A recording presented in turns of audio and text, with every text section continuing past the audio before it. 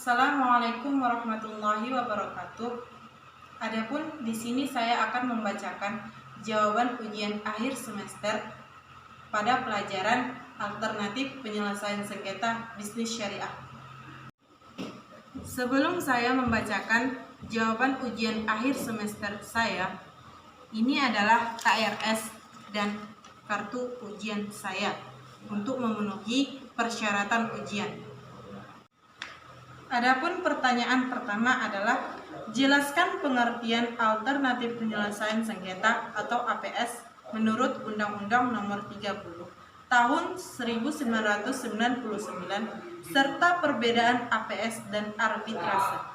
Menurut Undang-Undang Nomor 30 Tahun 1999, alternatif penyelesaian sengketa adalah lembaga penyelesaian sengketa atau beda pendapat melalui prosedur yang disepakati para pihak, yakni penyelesaian di luar pengadilan dengan cara konsultasi, negosiasi, mediasi, konsiliasi, atau penilaian ahli.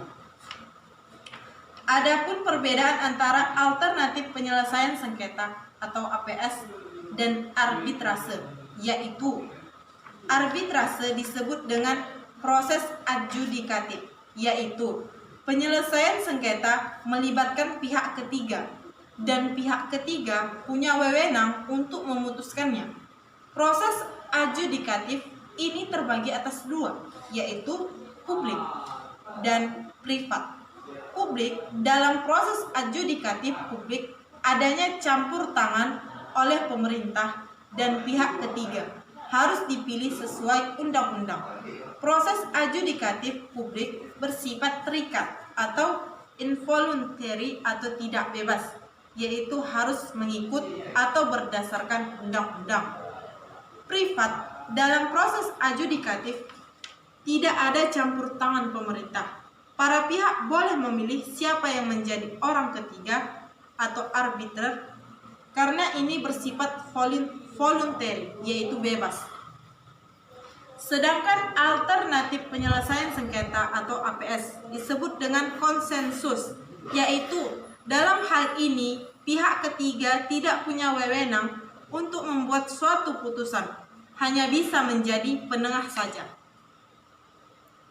Pertanyaan kedua, jelaskan kelebihan dan kekurangan proses penyelesaian sengketa melalui APS dibandingkan proses litigasi. Adapun kelebihan dan kekurangan proses penyelesaian sengketa melalui APS dibandingkan proses litigasi, yaitu kelebihannya. Pertama, kerahasiaan sengketa tetap terjamin.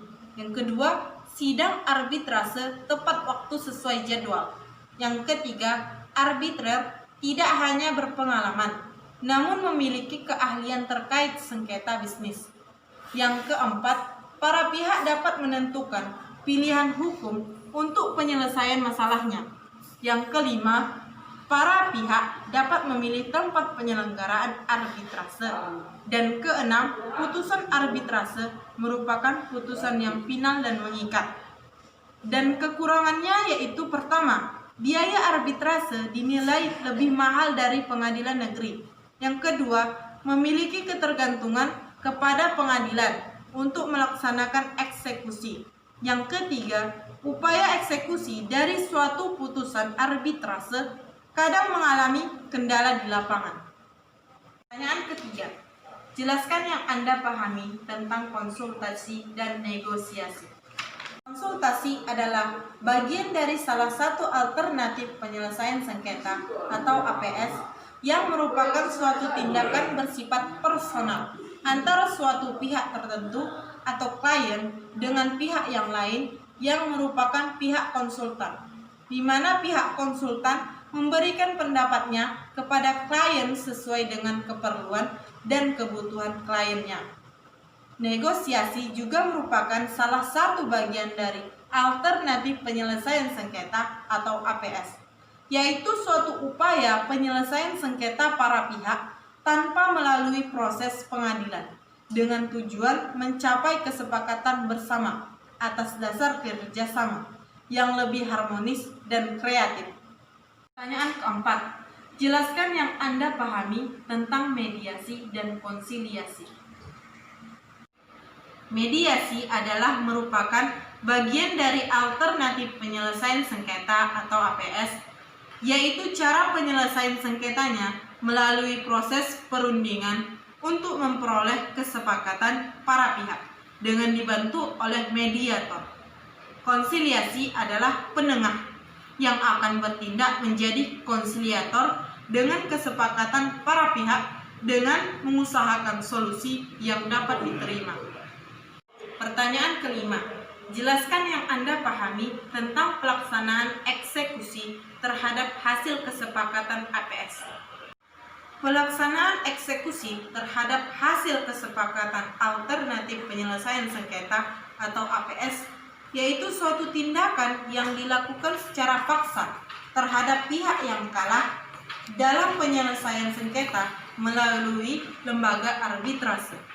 Biasanya tindakan eksekusi ini terjadi apabila dalam sengketa pihak tergugat atau termohon yang menjadi pihak yang kalah tidak bersedia melaksanakan putusan, sehingga kedudukannya menjadi pihak tereksekusi. Sekian dari saya. Assalamualaikum warahmatullahi wabarakatuh.